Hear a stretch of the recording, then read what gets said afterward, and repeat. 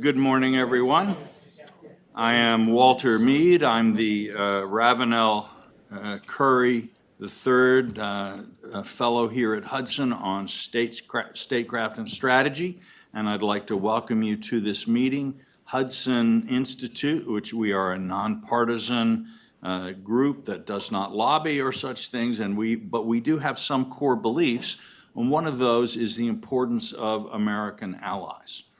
And at a moment when one of our closest allies, the United Kingdom, is in the middle of what could be a very interesting election campaign with far-reaching consequences, we're very honored to have with us this morning David Lammy, who is a member of Parliament and the shadow foreign secretary. That is to say, while Labor is in opposition, he sort of acts as the party's spokesperson and leader on these issues and tries to make the life of his opposite number as difficult as possible on the floor of the House of Commons.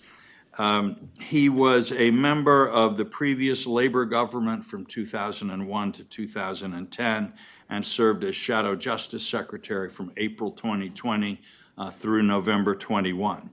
Mr. Lammy is the son of Guyanese immigrants and grew up in working-class London before graduating from law school in 1993. He then went on to be the first Black Briton to attend Harvard Law School. That must have been an interesting experience. He is also the author of Out of the Ashes, Britain After the Riots, a book about the 2011 London riots.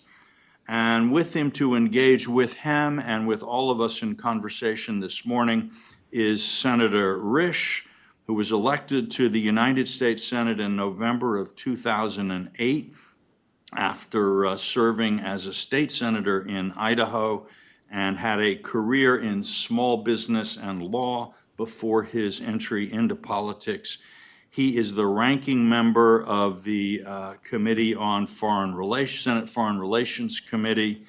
He holds a number of other serious posts in the U.S. Senate and is, I think, one of the real leaders of the current Republican Party in thinking about international affairs. So I think we could not have two better people with us this morning to discuss these issues. I'd also just like to say a word to welcome the British Ambassador, Karen Pierce, who's very kindly joining us this morning. And she has been Britain's ambassador to the U.S. since March of 2018. And before that, she was the Director General of Political Affairs and Chief Operating Officer of the Foreign and Commonwealth Office in London from 2016. Also served in New York with the United Nations. That's right. So we have a great group. The plan is that Mr. Lammy will give some remarks. We'll hear some thoughts from Senator Risch, and then I will try to bring the two of them into conversation, which I don't think will be that difficult. And after that, we will open to questions from the audience. Thank you very much. Mr. Lammy.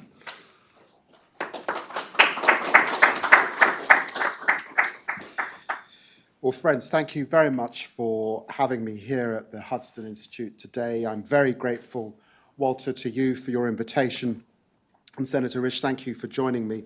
It's a real honor to be here, a place that is transatlantic as well as bipartisan. I'm perhaps a little unusual for a British politician. I've been to the United States more times than I've been to France. I've lived in America, I've studied in America, I've got family in America. My father is buried in Texas.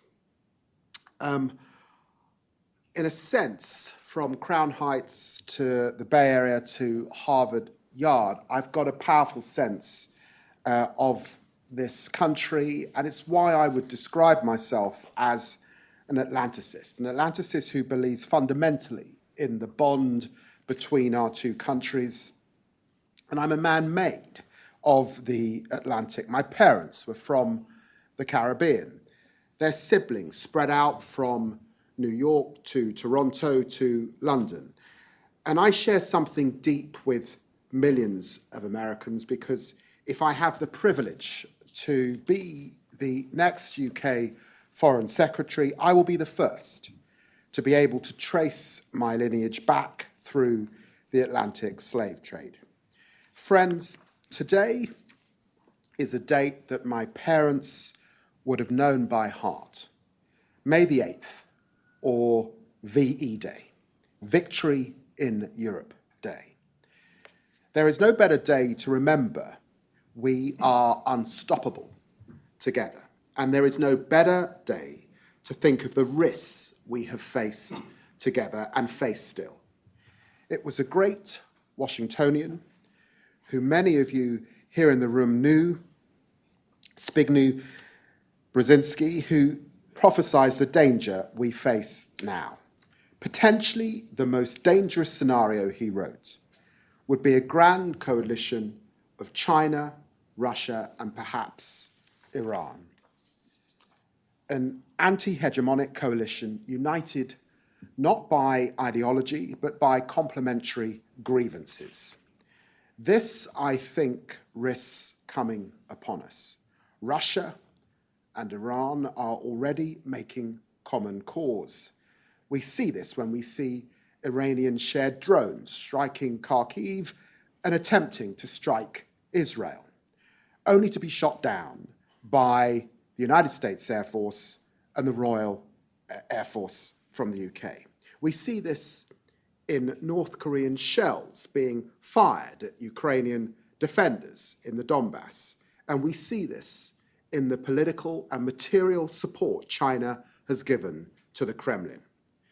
While they have not supplied lethal aid, they have helped reconstitute its military-industrial base with dual-use technologies, helping to rebuild an army that is killing Europeans. China should not throw its lot with Putin's coalition of Moscow, Tehran, and Pyongyang.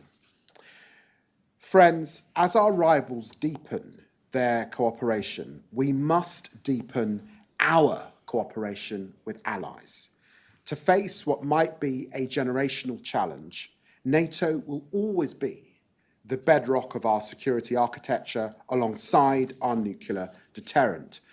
But we must seek new partnerships to face this newly dangerous world, knowing that security in Europe and security in the Indo-Pacific are connected elements of a single geopolitical theatre.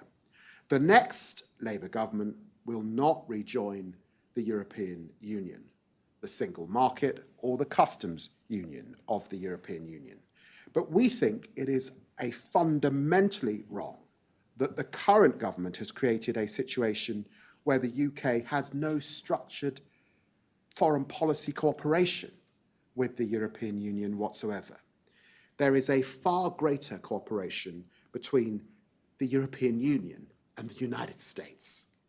And that is why Labour will seek to establish a new geopolitical partnership with Europe enshrined in a new UK-EU security pact. European security will be our number one foreign policy priority. And this is an asset for our alliance with the United States, because with the Chinese Navy now the largest in the world, and Chinese shipbuilding capacity 230 times larger than the United States, we understand that the United States priorities will focus increasingly on the Indo-Pacific, and that the European continent must do more to look after its own backyard. Friends, even when I was at Harvard during the Balkan Wars, the United States was asking Europe to do more for its own security. Who said this? Rebalancing NATO's burden sharing and capabilities is mandatory, not elective. That wasn't President Trump. That was Chuck Hagel, my friend Barack Obama's defense secretary. Ever since President Kennedy, the United States has been asking for Europe to do more. And friends, we hear you. Faced with the rise of China, we must shoulder our part of the burden in Europe. My friend, Senator Vance, is right to say we in Europe have a problem that we need to fix with higher defense expenditure. It is a scandal that the current government have hollowed out our armed forces to reduce troop numbers to the lowest since the Napoleonic era. The last Labour government left office spending 2.5% of GDP on defence. It has never reached that level since. And the next Labour government, thanks to my friends John Healey, our Shadow Defence Secretary, and of course our leader Keir Starmer, is totally committed to reach 2.5% as soon as we can in a responsible way. The pandemic, followed by the war in Ukraine, demonstrated the risk of supply chains over-reliant on China and those driven only by economic efficiency. And that is why Labour's next Chancellor of the Exchequer, Rachel Reeves, has set out a new economic doctrine of securonomics, putting much greater weight on the resilience of our economic relationships. The laissez-faire policy of David Cameron's golden era of UK-China relations still hangs over the United Kingdom. The government does not know the full extent of Chinese influence within UK universities, research institutes and critical national infrastructure. A major focus for the next Labour government will be to identify these vulnerabilities, the yard around which we must erect a much higher fence. And that is why the next Labour government will launch a comprehensive audit of UK-China relations on entering office. Our strategy will be based on 3 C's. We will challenge where we need to. We will compete where we must. And we can cooperate together where we can.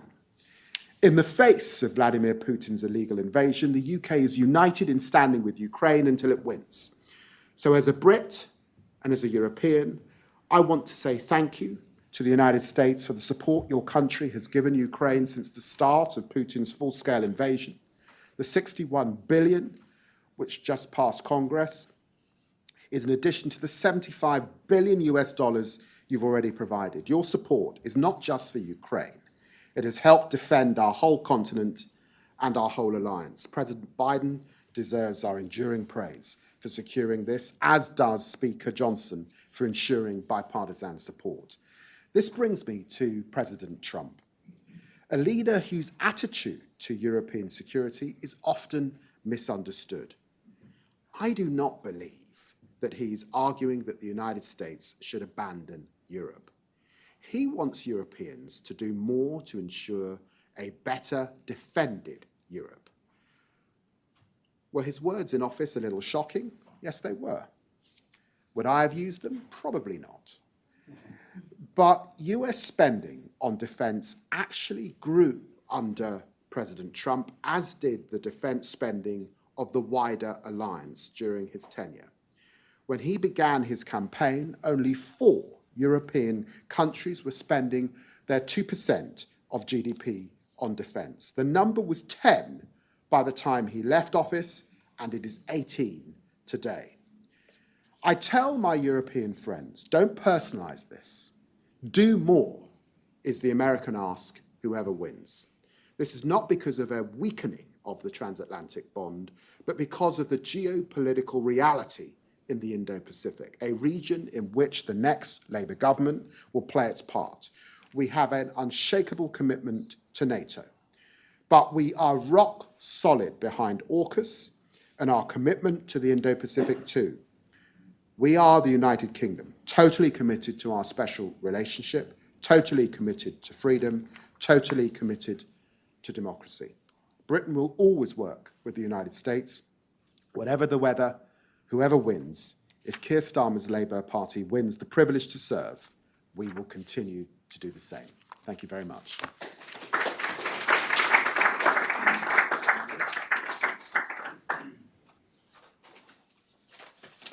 David, thank you. Welcome back, and it's good to see you again. It was good to get to know you at the Munich Security Conference.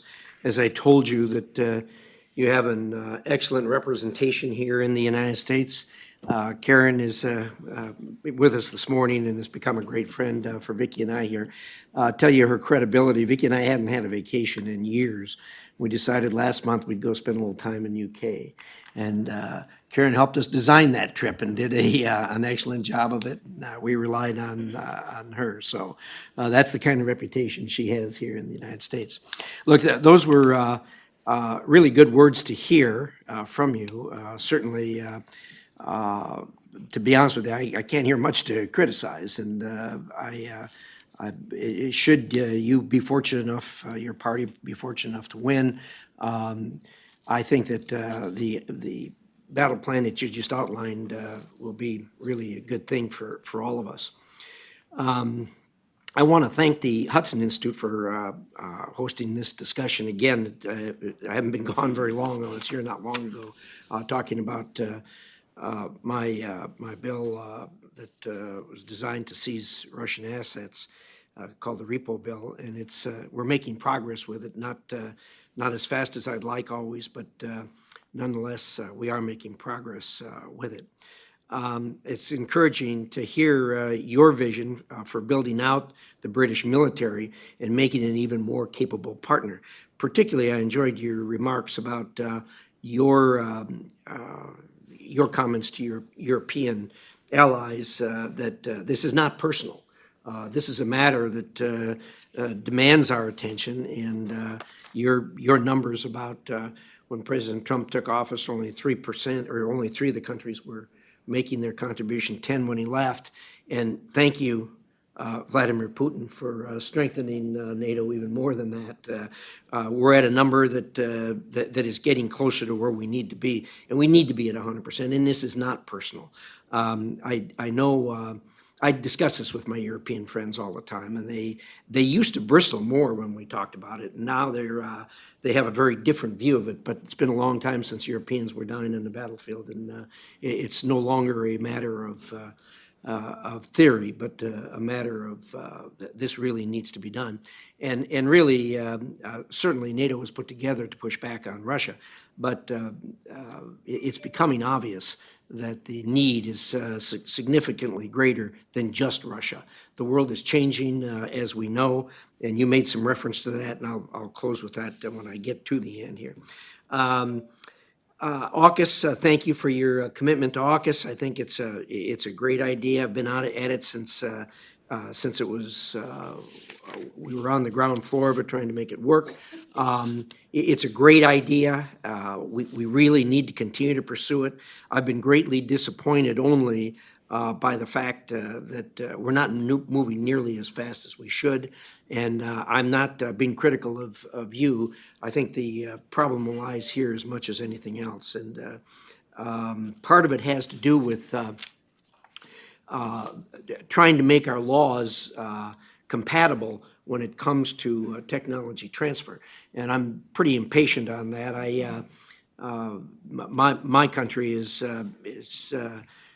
being critical, really, of our 2 partners on this with the laws that are in place, which is strange to me because we all know that we are a country of laws. We are a country that believes in the rule of law, as Great Britain does. And where did we get ours?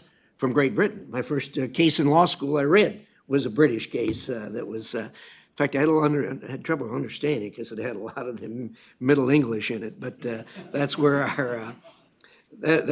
our laws come from, and we really need to work more closely and get this done.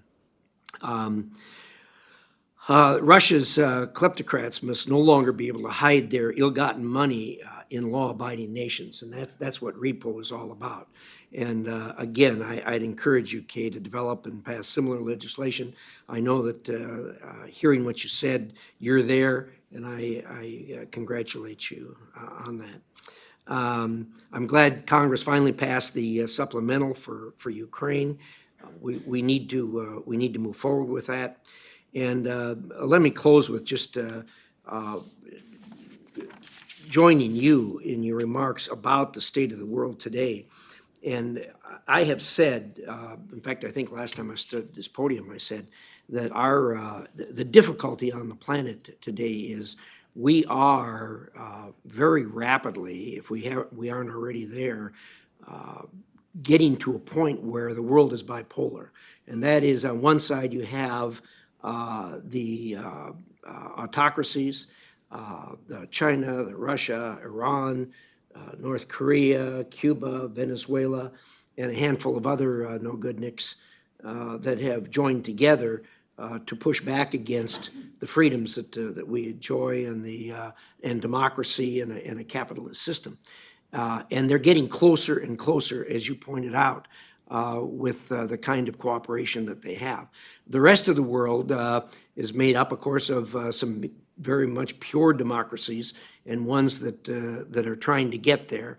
And I think the real challenge for this century is going to be that we learn to live on this planet together. That doesn't mean we have to agree with each other. We won't. China's not going to change. Russia's not going to change. And we certainly aren't going to change. That doesn't mean we can't share the same planet, and we're going to have to. And the only way that can be done is if the relationships, like the relationship between the United States and the United Kingdom, blossom and continue to move forward and get stronger. Because we have, certainly we have disagreements. I occasionally even have a disagreement with my wife. But the closer you are, the better you can resolve disagreements, and that's very important because our basic beliefs, the tenets that we live by, are very close between us and UK and other of our allies, and it's really important that we nurture those because, as you made reference to, China and Russia are going to continue to move in that direction and continue to push back against us to supplement what we have or to remove what we have and move our countries more closer to the kind of philosophy that they live under, which is reprehensible to all of us. So with that, Walter, we'll enjoy hearing your probing questions and we'll go from there. Thank you.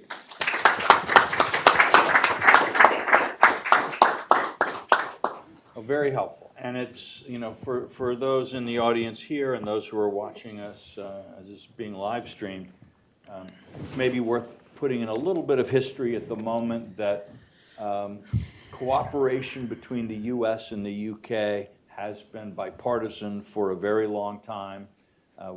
Perhaps the greatest exemplar of that was Sir Tony Blair, who managed to be, I think, both the closest associate of President Clinton and then of President George W. Bush. This is a feat that a Talleyrand or a Metternich could admire. But if we think about what we're going to see possibly if former President Trump is returned to office in the fall, Mr. Lammy, what would you see as the points of tension or difficulty that you would need to work hardest about to keep the relationship on track in a second Trump term? Well, look, there's clearly a trend, I would say, in Western democracies. The trend centers on two themes. One is economic.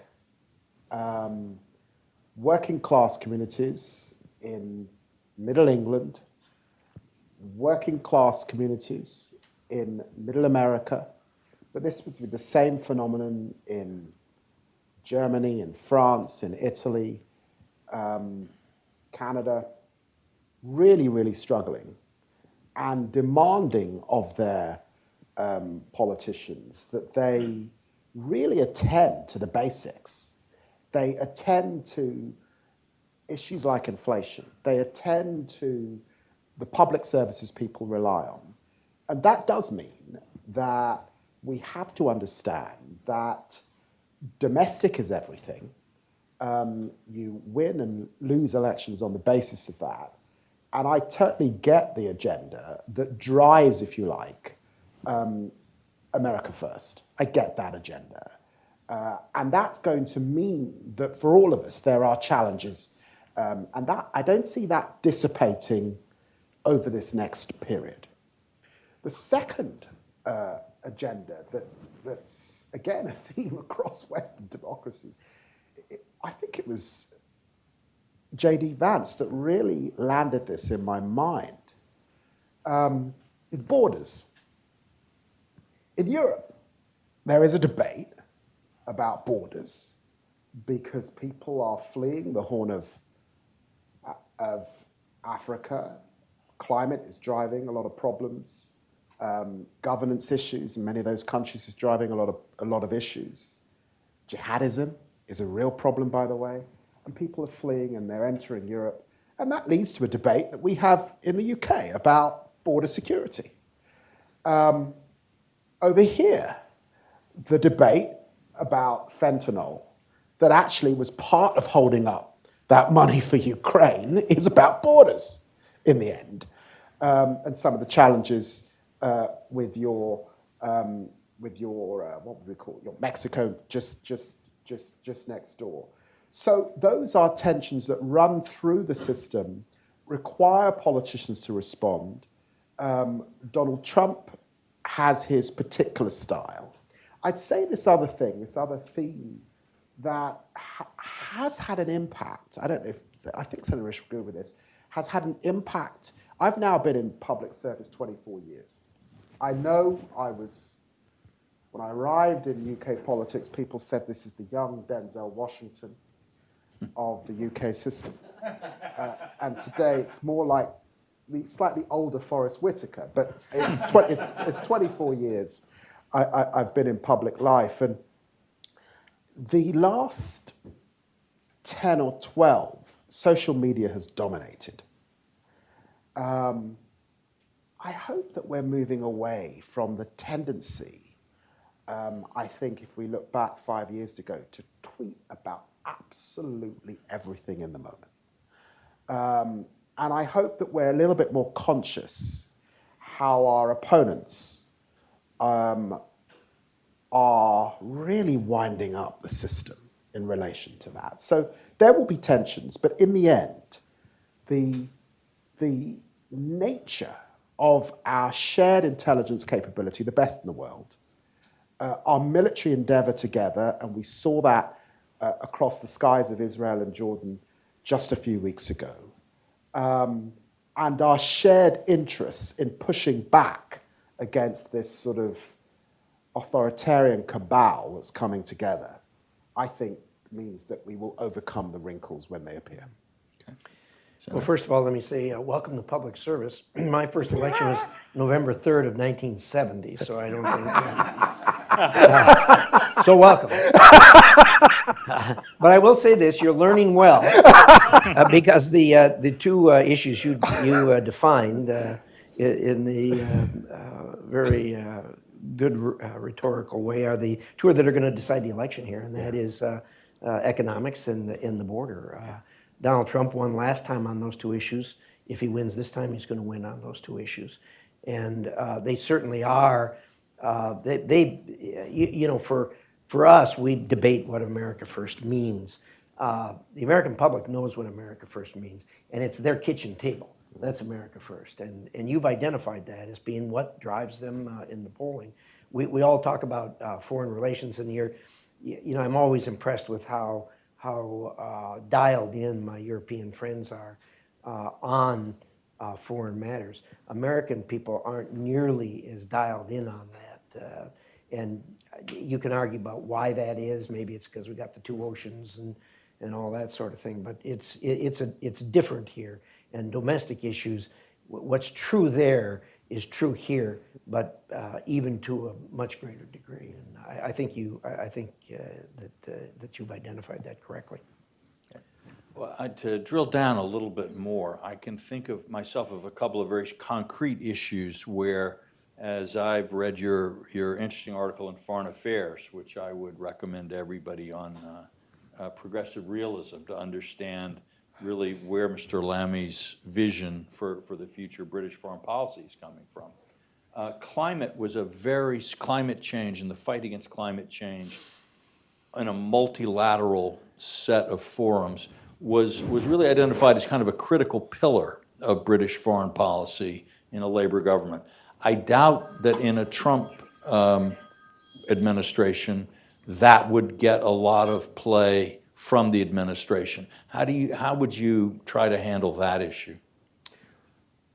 Well, Walter, you know, I think this is my 7th visit to DC since stepping into this role in November 2020.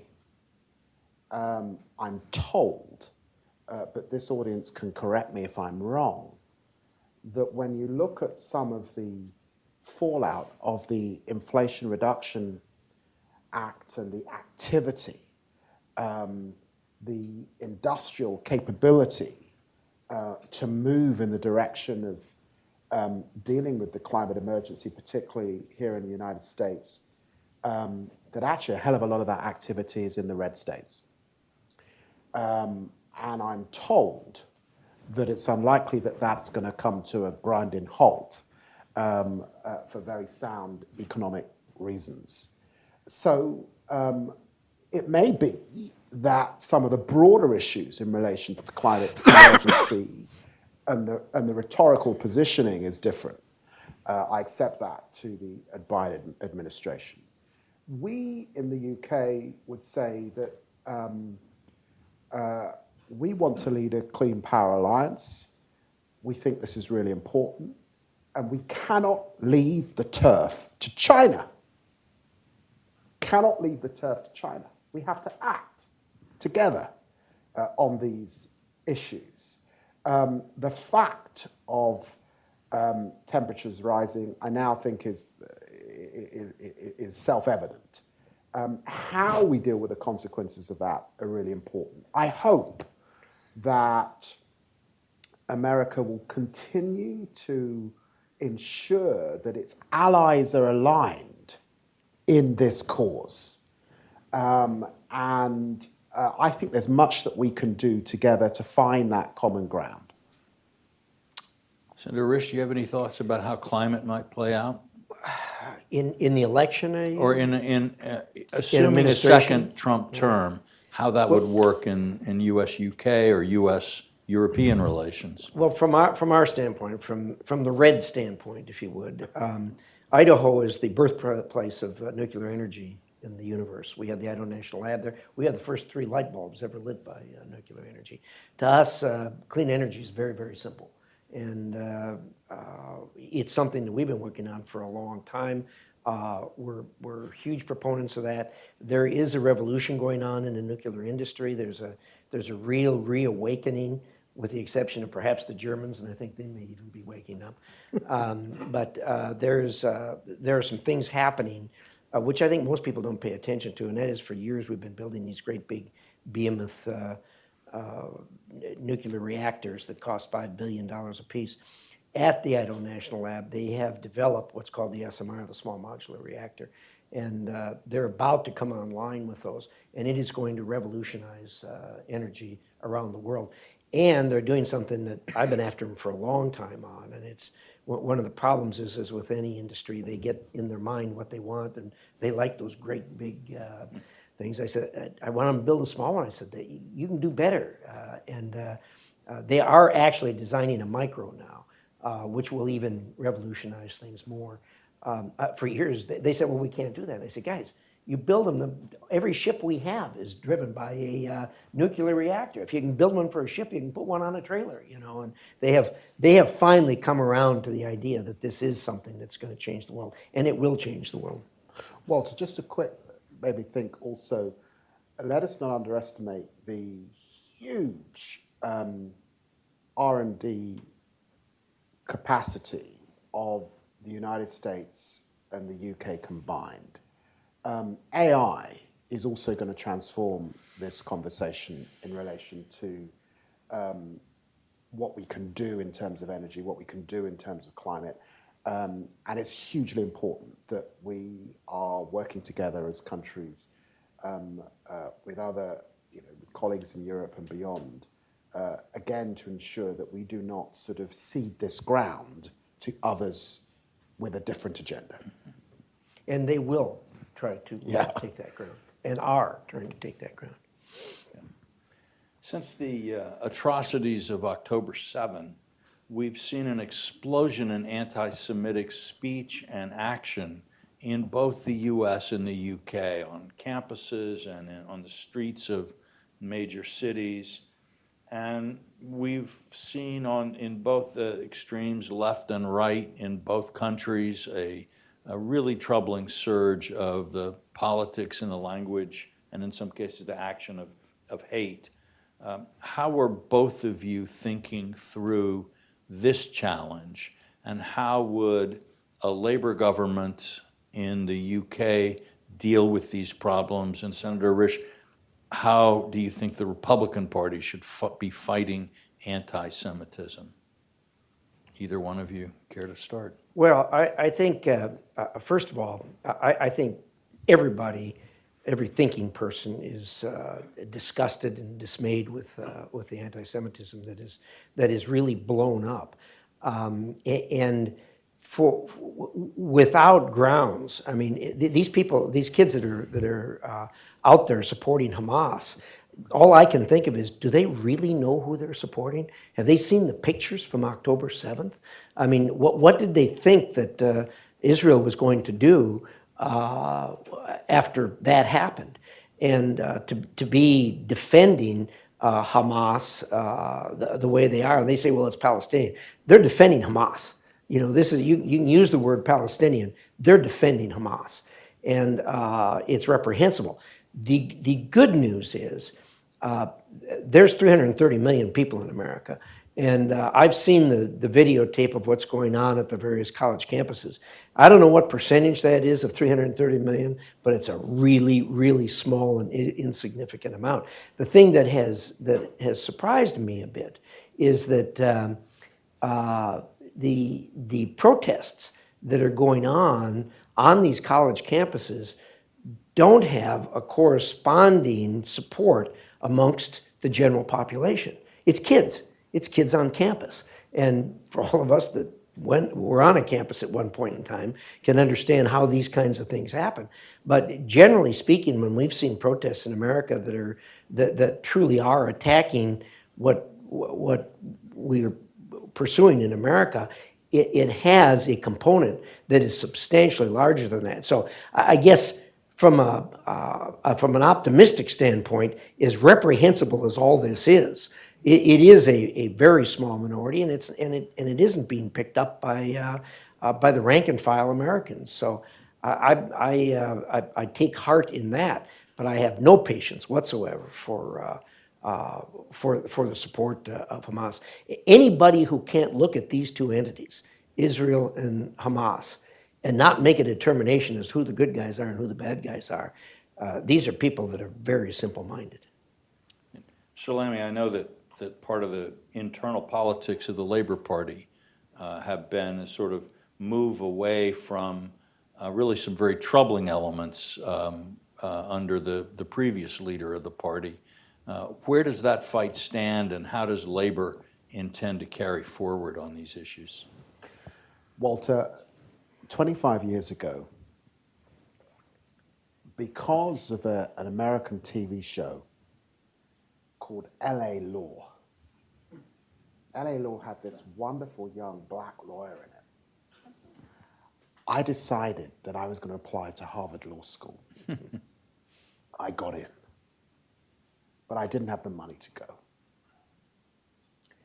And 4 Jewish lawyers made it possible for me as a young black man to go to Harvard Law School. So I have always been very close to the Jewish community. I thank them for their generosity and their support at that time in my life, and I'm very privileged to represent the Stamford Hill area of London, which is the historic home of Britain's Jewish population, people fleeing pogroms in Europe at the turn of the last century. It was one of the lowest periods of my political life, standing outside of Parliament, protesting against what had happened to the Labour Party under the leadership of Jeremy Corbyn, and saying enough is enough because of the anti-Semitism that had grown up. in that period. And one of the reasons why I chaired Keir Starmer's campaign to run the Labour Party was because I knew that he would clean us up and get rid of this anti-Semitism. He would change the party. He did that. He's done that, and made us, as a consequence, electable again. And a lot of those anti-Semites have been driven out where they belong. Look, we are democracies. In democracies, people have a right to protest and to make their voices known. But look, I've always been clear that there is a difference between protest, and I've been on my share of protests over the years. I remember protesting against apartheid when I was younger. There's a difference between peaceful protest of the kind that Mandela would have advocated and violence and rioting. And again, I've seen my share of that in the constituency I represent and on which I wrote my first book. So and we have to stand against that. And I do get concerned that the bandwidth of Western democracies is growing somehow thinner. Look, I'm outraged by what's happening to ordinary folk in Sudan, in the Democratic Republic of the Congo, in Yemen, in Haiti. You know, why are we not really up in arms about these issues as well?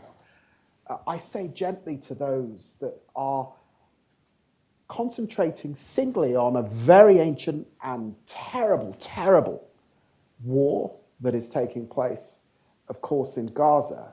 But let's not crowd out a lot of people suffering in our world today and underlining the fact that the UK and the US has got to stand firm on so many fronts at this time. Let me ask my last question and before going to the audience, and that would be, when we look at the Middle East or even globally, one of the key factors, I think, has been the success of Iran in challenging the international order in the Middle East. And today it has really never been closer with Hezbollah, with Hamas as proxies. And the Houthis in Yemen have extended their stop on shipping from the Red Sea. They are now threatening commerce across the Indian Ocean. Iran has never been closer than it is today to a nuclear weapon. What should be done now about this situation?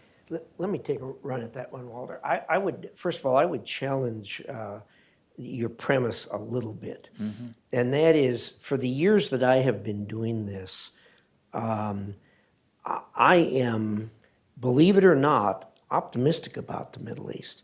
I think history will look back and look at the Abraham Accords as a real turning point. And the Abraham Accords weren't in and of themselves the foundation of it. The Abraham Accords were evidence of the fact that the Middle East is changing. Now, why do I say that? You know, I talk all the time with our friends in the Middle East, and some that aren't too friendly in the Middle East, but the Arab countries, you know, for a long time, Iran had been able to muster all the Arab countries by saying, look, Israel's our enemy, we're all in this together, blah, blah, blah. Today, you will, if you use the word Arab in these conversations, frequently they will stop you and say, the Iranians are not Arabs, they're Persians. And I never heard that. I never heard that. And that is, again, to me, evidence that they now recognize that the Arabs, have a different view than the Persians do. They want better for the next generations of Arabs that are growing up than what they've had in the recent generations. And they look at Iran as being the one that is stirring all this up. So they're tired of Iran, and to a large degree, they're tired of the Palestinians. I mean, the Palestinians fainted when they heard about the Abraham Accords. And the current war that's going on there, in my judgment, was precipitated as much as anything by the Iranians directing their proxies to pull the trigger because they knew, as we all knew, that Israel and Saudi were coming very close to a normalization. Maybe not exactly the same as the Abraham Accords, but a normalization. So look, I think Iran is becoming more and more and more isolated. If you took Iran out of the equation, you would be taking their proxies out. You'd take Hezbollah out, you'd take Hamas out, you'd take the Houthis out, and some of the other Muslim Brotherhood organizations. If you took that off the playing board, Middle East would be a pretty good place, really. And it all comes down to Iran, and they're becoming more and more and more isolated. Okay. Three things very quickly. The first is, and thank you for referring to my foreign affairs article, essay, and progressive realism. And I've been really, really clear that the realist bit of the progressive agenda that we will deploy in office means working with our partners in the Gulf, particularly Saudi Arabia, UAE, speak to them about Iran and what they're up to. And you cannot forge a more stable Middle East environment without partnership with those countries. It's absolutely essential. The second thing, and it relates to this protest, I watched this, I read the book, I watched this show, Handmaid's Tale. Which country is closest to that on the planet? I think Iran's pretty close. I mean, try being a woman. Try being young and wanting freedom and hope. And so we have to stand against this. And we have to work with allies in the region to stand against this tyranny. And third, as a European, that we have Iranian-sponsored drones flying over Ukraine as we speak also speaks to this axis of aggression that is building up that we have to be really clear on. And it's why, again, whoever wins the election in our country or in the United States later on this year, we will be firm allies against that possibility. Thank you. Do we have any questions from the audience? Yes, sir. Yeah. Can you introduce yourself quickly and wait for the mic? Yes. Hi, I'm Tony Diver. I'm the US editor of The Telegraph. Can I just ask, David, can I ask you two questions, if you don't mind? Firstly, only answer the easier of the two. So think about that. I'll leave it up to you then. Hopefully they're equally difficult. The first one, can I just push you on this 2.5% defence spending commitment?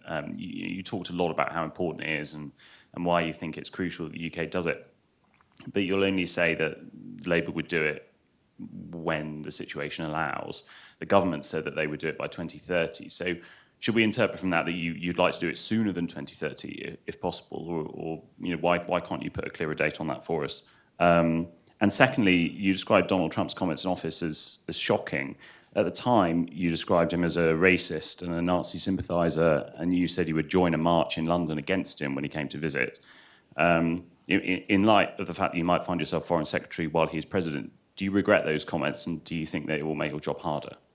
The first question you asked me, look, I'm long enough in the tooth to know that when the Labour Party either gets kicked out of office or doesn't achieve office, it's usually because the public have concerns about how fiscally responsible we are.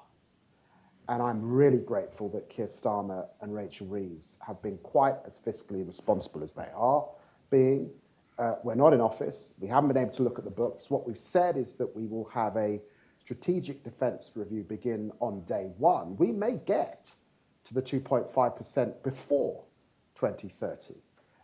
But I am really clear that Keir Starmer, a former director of public prosecutions, is very serious about that commitment and understands both the legacy that we had previously, where we left office with 2.5%, but also the dangers that we're facing at this time.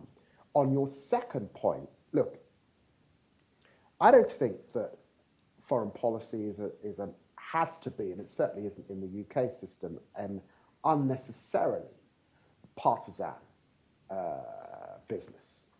If David Cameron was sitting in this seat, and I'm sure he has sat, and I don't know if he should have sat in the seat at Hudson. If he hasn't, I'll tell him when I go back to London. If he hasn't, he actually wrote a book in which he described Donald Trump as misogynistic, xenophobic, a whole range of things. You were going to struggle. You were going to struggle to find any politician in the Western world who hasn't had things to say in response to Donald Trump. You're really going to struggle. If I have the privilege of becoming Foreign Secretary, I am acting in what is the UK national interest as a front bench MP. And I take that very, very seriously, particularly in relation to the portfolio I have. And so where I can find common cause with Donald Trump, I will find common cause. I have many friends in the Republican Party. I'm a good Christian boy. So there are lots of, there are places where I can be described and have been described as small c conservative kind of Labour politician. And so notwithstanding what one can get caught up in on a day-to-day on the back benches, I take very seriously the responsibility if I have the privilege of becoming Foreign Secretary. And I would hope that would be the case, whoever was sitting in this chair. I might just add that this appearance by David here at Hudson is part of a real outreach that he is making, and a number of Republican senators, I believe, are having private meetings with you while you're here. So he has his ear to the ground. What he'll hear, I don't know. But his ear... I tell you, he's making progress too. I read his article, Progressive Realism, and I told him as a Republican, I can go halfway. We're we're really big on realism. This progressive stuff, not so much. Yes, back there. Hi, I'm Mike Watson from Hudson Institute. I had a question for both of you about the future of European security. So, Mr. Lammy, you were saying that you think that the closer British and European security cooperation is going to be important going forward.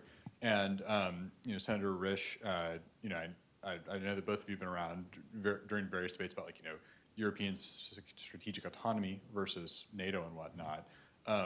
What are the actual benefits of moving toward a British-European security framework outside of NATO? And what is the kind of view, Senator Risch, of the Republican Party about what steps Europe should take going forward? As a separate entity a bonus, or should we stick with the NATO framework? Thank you. Let me say this. The devil's in the details of that.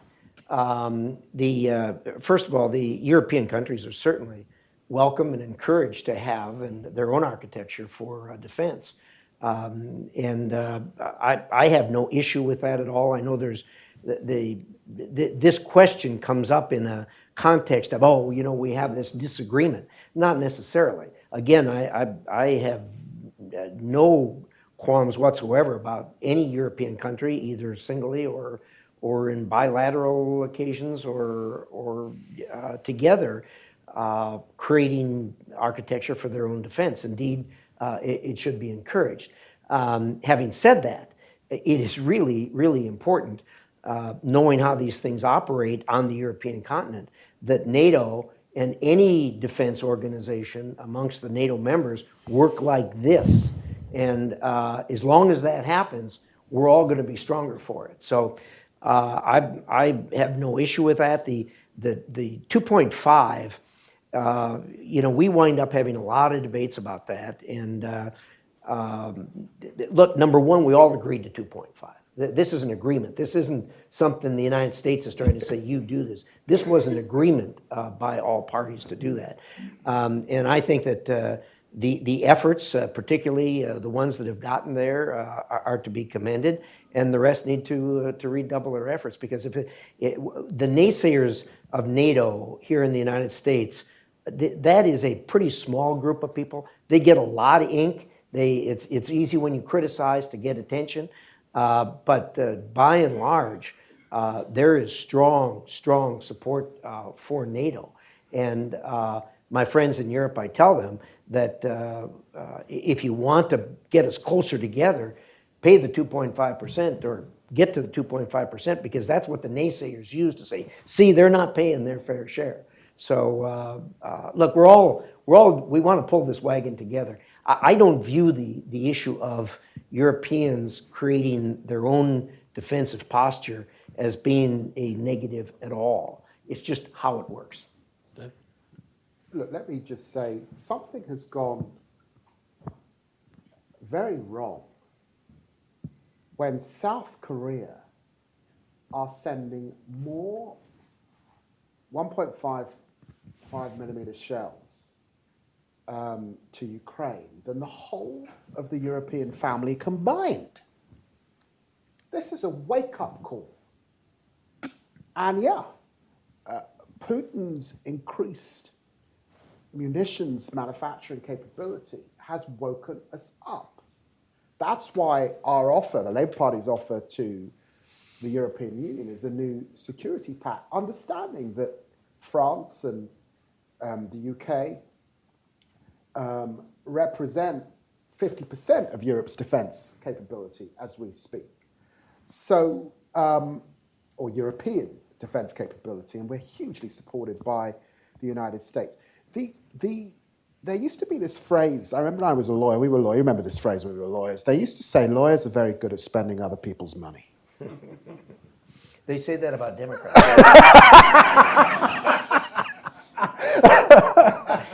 Look, I think it's reasonable for the United States to demand that 2.5%, and we need to get serious about that. All right, well, listen, we had a hard stop at 10 o'clock, which I ruthlessly and unscrupulously violated by calling on David at 9:59. But I think, let's give a round of applause to our guests, and thank you so much for coming.